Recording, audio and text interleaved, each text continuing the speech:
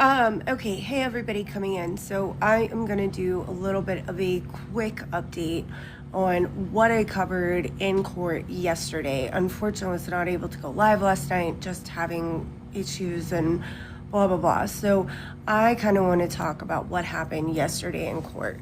So the Minnesota Bureau of Criminal Apprehension filed against the federal government, BCA versus Noem, discussing their ability to destroy evidence.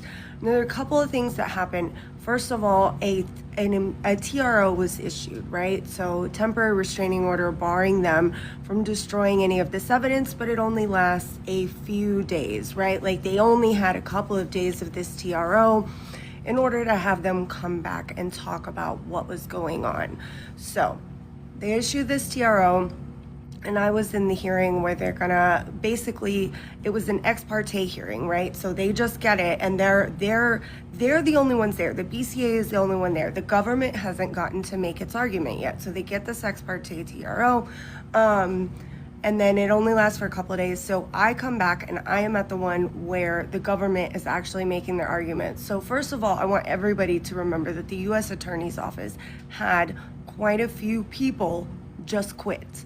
So when I say that it looked hilarious, there were 5+ attorneys there for the BCA, and also Hennepin County was there as well because this is where the shooting took place. There was one attorney for the U.S. government. Now, I will say this. Hennepin County and the BCA just had a more arguably compelling argument, but that's not what matters here. What matters is, are they going to meet the need for like a preliminary injunction or things like that, barring them from getting rid of this evidence? And both sides kind of had a thing, but really the US government's argument, the whole argument was just cause.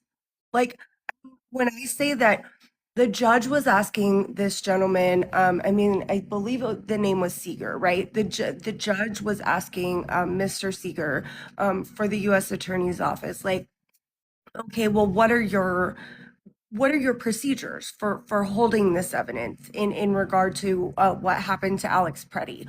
What are your procedures? Like, how long are you going to hold it, et cetera, et cetera? And to say I heard I don't know or I'm unsure out of this man more than 30 or 40 times would be understating it. The amount of things he didn't know was more alarming than the things he did.